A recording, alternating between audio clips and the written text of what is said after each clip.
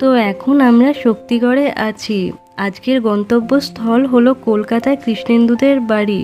কৃষ্ণেন্দু হলো আমার বরের ছোটবেলার বন্ধু, আর অঙ্কিতা হলো কৃষ্ণেন্দুর বউ এবং তার সাথে আমার বড়বেলার বন্ধু। মাঝে মাঝে রক্তের সম্পর্কের বাইরেও অন্যান্য সম্পর্কগুলো আমাদের জীবনে বড় ভূমিকা পালন করে।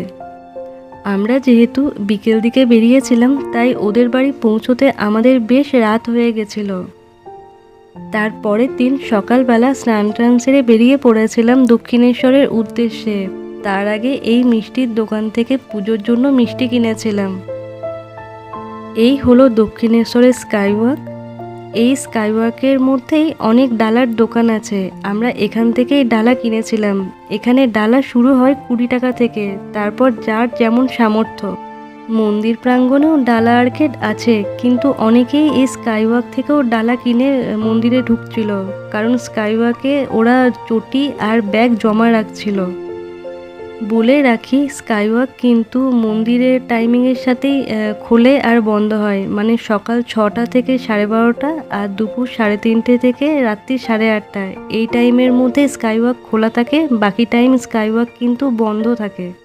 মন্দিরে পৌঁছে আমরা ব্যাগ, চটি আর মোবাইল জমা রেখে সোজা চলে গেলাম পুজোর লাইনে। প্রায় 2 ঘন্টা লাইনে দাঁড়াবার পর আমরা ভালো মতো পুজো দিতে পেরেছি।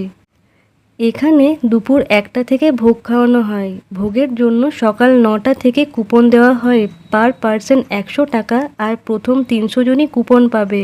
তাই এখানে ভোগ খাওয়াটা একটু চাপের। তাই আমরা ঠিক করেছি এখান থেকে 1 কিলোমিটার দূরে আদ্যামায়ের মন্দির, সেখানেই আমরা গিয়ে ভোগ প্রসাদ গ্রহণ করব।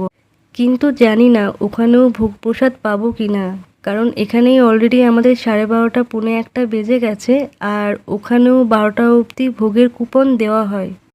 দুপুর 1:30 নাগাদ আমরা দক্ষিণেশ্বরের মন্দির থেকে বেরিয়ে অটো ধরেছিলাম মা আদ্যামায়ের মন্দিরে যাবার জন্য। বাকিটা আসছে পরের পার্টে।